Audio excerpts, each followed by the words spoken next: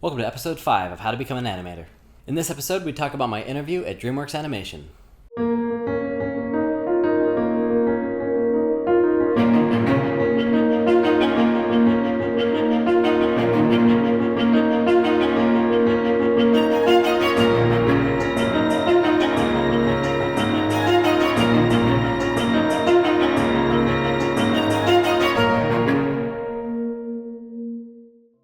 At the end of 2015, I was finishing Animation Mentor. I was in my last class with Sean Sexton, and I had just gone to CTN and met up with my friend Victor, who had told me about a possible opening in his department at DreamWorks, the education department. I had applied at the end of November, and I was approaching my last week of Animation Mentor. Around this time, I got an email from one of the recruiters at DreamWorks saying that they had seen my application and they wanted to have a phone call interview. I immediately started freaking out, but I didn't tell anybody about it because I knew it was just a phone call. I didn't want to get anyone's hopes up, including my parents or anybody. I got that email on a Wednesday. They replied to me again on Thursday, scheduling the phone call for Friday.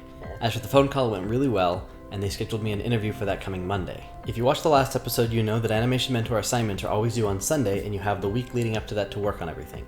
Well, this was the last week of assignments for the last class of Animation Mentor that I was in. So this was the final stretch to work on that last shot of the class. Because I was interviewing for a training position, and I was going to need to be able to teach things to whoever, one of the things I was supposed to do in my interview was to actually train people who were interviewing me so that they could see that I could actually teach. But I still had my final Animation Mentor assignment to work on.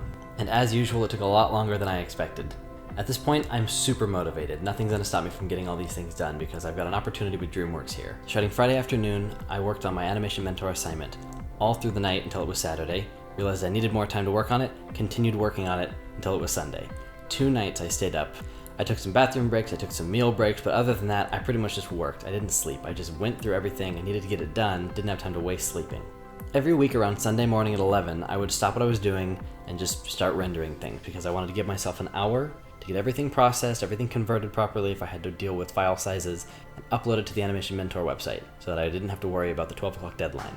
So I get to 11 a.m., I do all that, I submit, that's it. My last assignment of Animation Mentor, done, submitted, finished. And now I've got about 24 hours before my interview happens at DreamWorks. The recruiter told me that part of what I needed to do was take 5 minutes and teach something, however I wanted to teach it. I asked if there were anything really specific about it, and she told me no, it's kind of up to me how I want to go about it. I asked if I could bring materials, and she said yeah, they'd probably enjoy that. So I set to work. I decided that I'd take a technical animation concept and try to explain it in an easy to understand and fun way, so I picked something that most of us who use Maya are not big fans of in animation: parent constraints. Now if you don't know what that is, don't let me lose you here. Parent constraints are pretty much any time you need a 3D character to interact with another object, you need a constraint. A lot of people think it works like the real world, where you have a character touch an object, and you have a contact point. That's not the case. This is actually what happens. You have a hand and an object, and they'll just pass right through it. If you want a hand to, say, lay on a table, you have to manually place that hand on the table, move all the finger controls, and make it look flat. Now say you have a character holding a prop. It's going to be very difficult if you have to move the hands and the object to try and match each other. To avoid that, you use a parent constraint, which basically allows you to link the motion of one of the objects to the other, so that when you move the hand, the object comes with it, or in some cases you do the opposite, where the object will move and the character will follow. Now it's kind of a process to set this up properly in Maya, and it takes some practice. So I thought it'd be the perfect opportunity to teach it back to whoever I was going to be interviewing with, so they could see that I could take a complex idea and teach it back in a simple and easy to understand way. For the presentation, I created 2 things. That I went into Maya, prepped a whole scene, and got ready to teach it. And I figured I'd bring that with me on a USB flash drive. In that Maya file, I put a bunch of different scenarios that I thought would really help me in the interview. One of the files I made had a character rig that I had found online, and a dragon rig that I had also found online. These were supposed to represent Hiccup and Toothless, and I was going to teach how to constrain the dragon rider to the dragon, make it relevant. I also took the time to find a larger character, and I modeled a scroll with the colors of the dragon scroll of Kung Fu Panda, and I was going to have the larger character pick up the dragon scroll to show another way of constraining things. Basically, I made all these files that were supposed to replicate DreamWorks movies in funny, clever ways. The last thing I made was this parent constraints document so that I'd actually have something physical to show them and keep them engaged and invested in what I was teaching. You can see at the top that I actually put some screen grabs of Kung Fu Panda that showed perfectly what we were going to be accomplishing. At this point, I figured I'd covered all the bases, I was ready to go. So I head over to DreamWorks. Jump!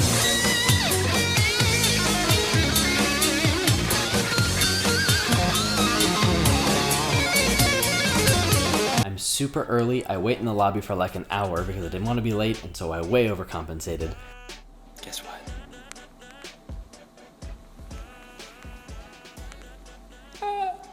I'm sitting in the lobby looking at this giant case of Oscars, which was totally amazing. I'm looking at these art books, pictures on the wall, everything about this place was just amazing. Finally, the recruiter shows up and takes me to where my interview is going to take place. Now, I guess normally what you're supposed to do is meet with a couple people individually, and then at the end of it for this job, you meet with all of them and you teach the thing once you've gotten to know them. For whatever reason, the schedules didn't work out that way that day, and so I show up and I'm going straight to the interview with everybody where I have to teach it. My initial plan was to learn something about each of those people in those earlier interviews so that I could say, oh, you like jet skiing? Well, when you need to get on the jet ski and follow where it goes, that's the parent constraint, or something to that effect. Now, unfortunately, the schedules didn't work out that way that day, and I got brought straight to the room where everyone was ready for the presentation. I hadn't met anybody yet. I was going to do it in reverse, where I do the whole class, and then I have breakout sessions with each person. No big deal, I'll work with it. So I show up, I meet everybody briefly, they ask me a couple questions, then it's right on to teaching. The room I'm in is one of the training labs at DreamWorks that they use to train their employees.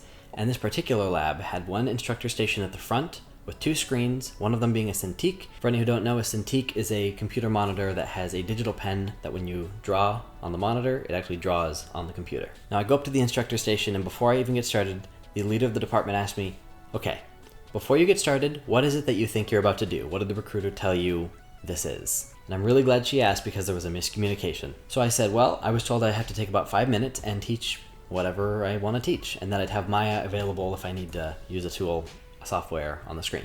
She kind of looked at me and goes, is that all she told you? And I paused and I was like, yeah, I believe so, and that I could bring materials if I wanted to. She pauses. The three people interviewing me all stop and look at each other and look back at me. I'm sitting there like, what's going on? She goes, oh, they were supposed to tell you that we wanted to see you teach something in a really creative and engaging way out of the box thinking, something totally different. So I was like, oh, I did not know that, but I will do my best. Lucky for me, I had this flash drive with this really cool project file that I thought would be kind of cool and out of the box, a fun way to do it. So I give them all the handouts that I had created, and I asked, okay, while you look over that, I'm going to load this flash drive. I have a file that I prepared and I'd like to bring it up. They look at each other again, look at me and go, ooh, they didn't tell you that either?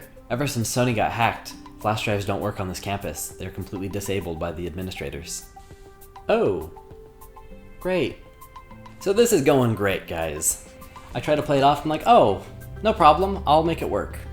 So I'm not sure what to do at this point. I asked them how to load Maya because it's a Linux system. I had never used Linux before and I wasn't really sure how to launch the software. There were no desktop icons for Maya or anything like that. So someone comes up, launches Maya, and in the meantime, I'm trying to figure out, what do I do? They're asking me questions, I am answering the questions, and in the back of my mind, trying to figure out, how am I going to portray this? How am I going to teach this lesson? I picked something super technical that I am not prepared for at this point. When Maya is loaded and they're ready for me to teach, I look at this fancy Cintiq monitor you can draw on, and ask, hey, I've never used a Cintiq, can I take a second to figure out how it works? They're like, oh yeah, sure, go for it. And I have a tablet at home, so this isn't super different. I just needed something to stall for a minute so I could figure out what on earth am I gonna do.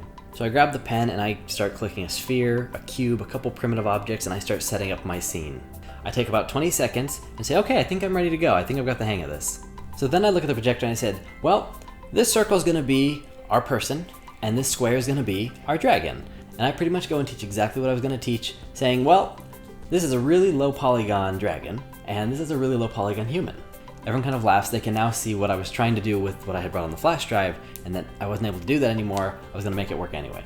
And I show how to do constraints properly, which, by the way, if anyone wants to know, comment, let me know, and I'll make a video explaining it. And the class goes well. I teach everything I need to teach. It wasn't quite as polished as I was hoping, but it ended up working pretty well, and I tried to layer in a bunch of humor to kind of keep them interested and having a good time. Now what happened next, I'm not gonna lie, it made me sweat. The leader of the department, who had asked me before what it was I thought I was doing, pretty much said that, well, since we didn't get that creative out of the box thing that we were hoping because they didn't let you know, it's not your fault, we have another question for you. Now I'm not gonna share the question with you because I don't think she'd appreciate me revealing all of her cool interview questions. But let's just say she asked me for an exercise that was totally out of the box and really takes some quick thinking and creativity. When she asked, I had no idea what to do.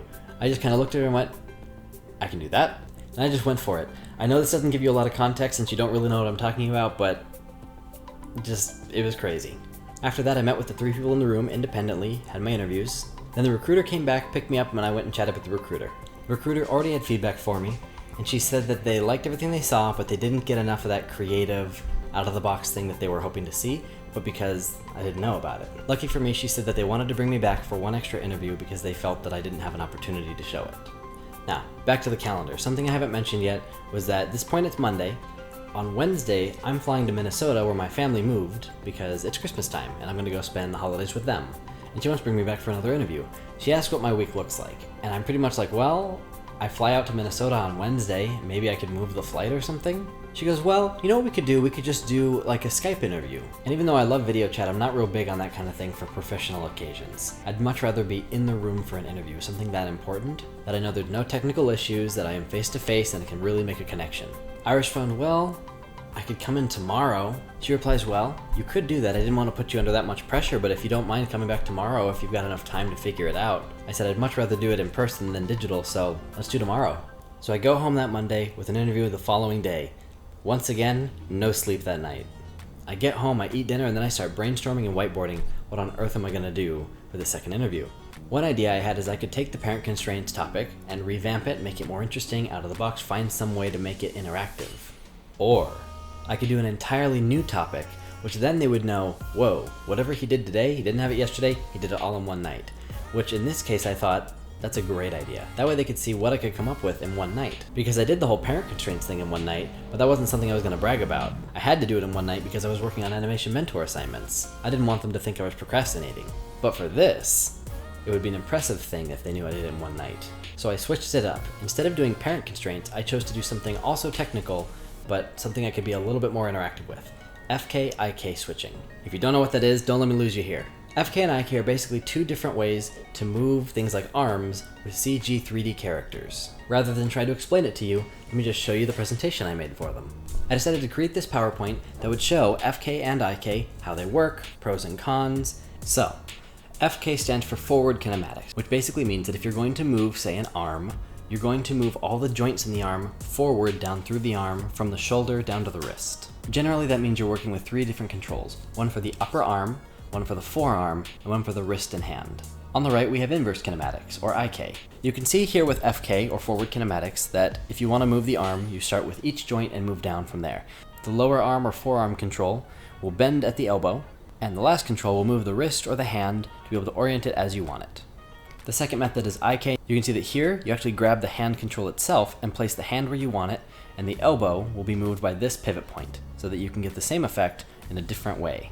Now, usually understanding this is something that takes a lot of time for animation students to really grasp why you do each one, how, when, all that kind of stuff. So here's the answer. With IK, or inverse kinematics, this is for any time you need to connect the hand with another object where it needs to specifically stay there. Maybe you're interacting with a prop, you're leaning on a table, you're pushing on a wall, or that the hand's motion is dependent on something else. Now, forward kinematics, or FK, is how most people prefer to work. This is what you'd use if you're creating a walk cycle, or most of your animation where you're not directly placing the character's hands on an object. Because here the movements are driven by a more natural type of rotation. Now, to make this more exciting, what I did was I had everyone stand up and try to put their arm on a table. I said, okay, try FK, move your arm, place it on the table. Move your back, readjust, put it back. And obviously, if you move around, this gets really annoying, and so that was the idea, that I'd have them actually try it. And that kind of worked for what I was trying to do. I also said, okay, cool, now wave, but wave where you don't move your shoulder, wave where you have to move your hand in a perfect arc. And this is a really weird thing to try and demonstrate in a room, but it was kind of funny, they laughed and they tried it out. But here's where it got really interesting. The night before, I stayed up all night working on this presentation and something else. This is the piece that for sure got me the job. For the record, I had never heard of this being done anywhere else. Maybe it exists elsewhere. I've never seen it. I made this for the interview and I want to bring it to this channel. So, in the next couple of weeks, I'm going to be introducing a challenge based off this idea. Stay tuned. Welcome to the video reference game. Congratulations, you've just been promoted to animator and you've got some shots to work on. I'm going to be showing you 4 different clips of video reference. This is the reference of the action you have to create. Now, as the animator, it is your choice of how you are going to move the arms. Will you use FK or will you use IK? From what you've learned so far, you have to tell me FK or IK based on the clip. Back to reality, those of you watching, I do want you to participate. Watch each clip and determine whether it's FK or IK. Keep track of your score, comment down below, how'd you do? I want to know. So let's begin with clip number 1, the magnet hand.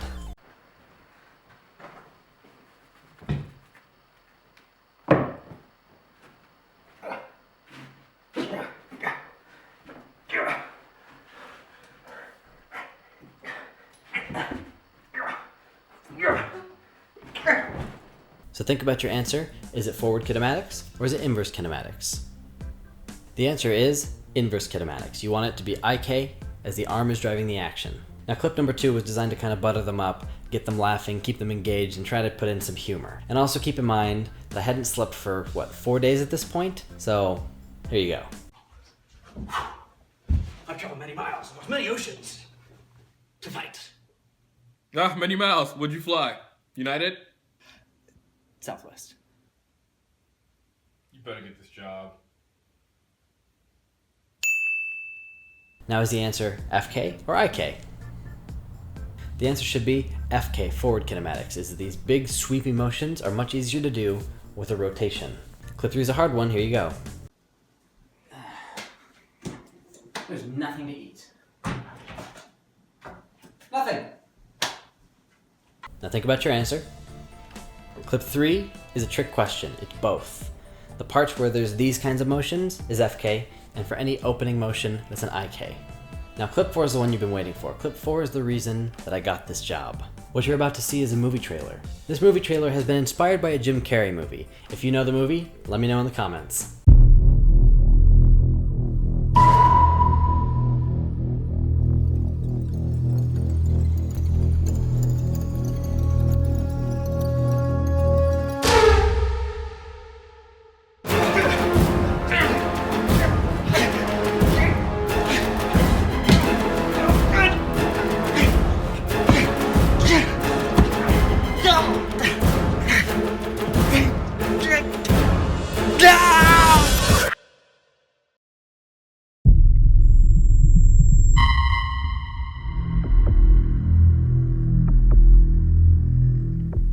So I ask you, FK or IK? This is a tricky one, but the answer should be IK. You want the hand driving all the motion.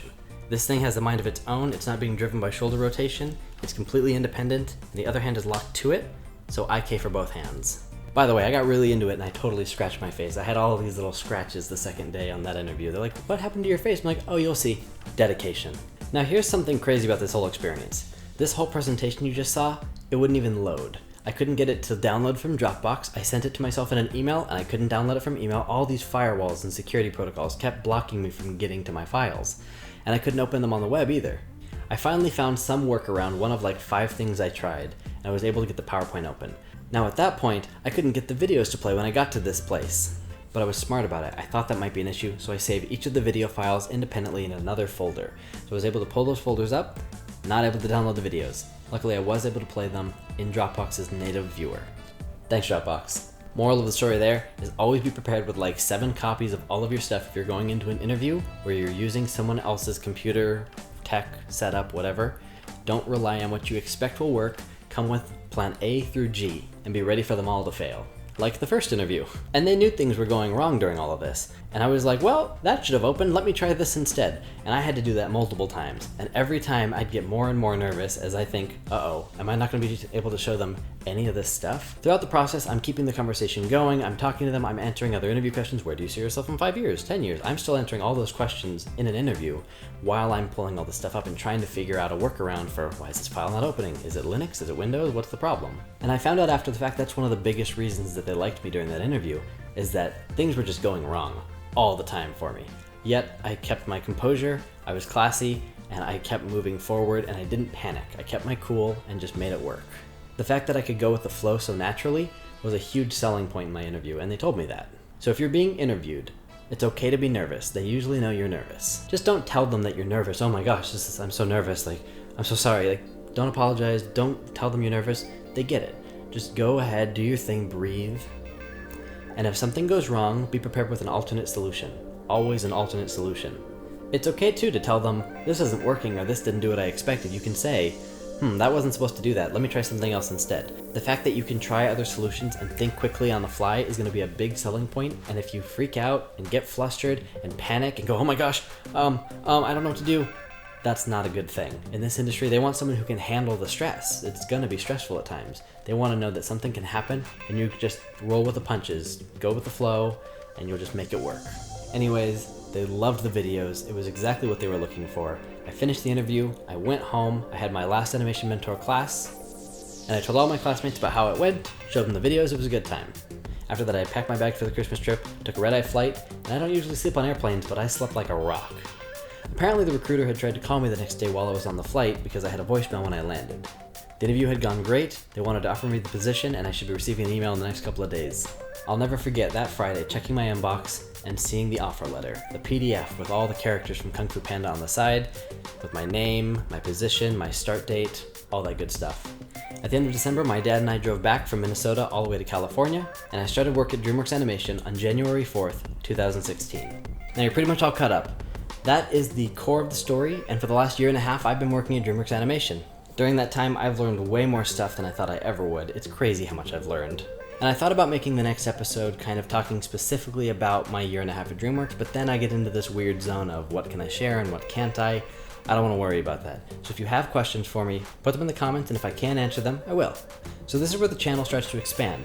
I'm going to start having to do a lot more stuff than just tell you what's happened so far, because now you're pretty much caught up. I'll be sharing what's going on from here on out. The big moments, the good stuff, the bad stuff, any troubles I'm having, any big things I learn, that kind of stuff, to try and keep you up with what's going on.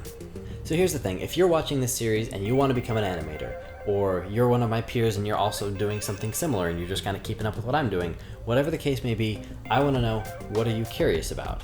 What can I do on this channel that will bring you value? I have some ideas for what I'm going to do on this channel, but I want to know too, what are you looking for? Are you looking for big life and career updates? Are you looking for breakdowns and behind the scenes of what I'm working on? Do you want to see screen recordings of how I do what I do? Do you want tutorials of how to do stuff? Do you want classes on After Effects or something? But let me know what interests you, let me know why you're here, and I'll try to make content that helps everybody grow. I've still got plenty more to share with you guys coming up soon, so don't go anywhere. Remember to follow Instagram and Snapchat in case you want to see what the day-to-day looks like. And to make sure you don't miss out on all the big stuff coming soon, make sure you subscribe to this channel. I'm going to be providing a lot more stuff coming up, and some of it's time sensitive. You want to be in there quick, so subscribe. I hope this is helpful, and I hope it inspires you. Thanks for watching episode 5 of How to Become an Animator.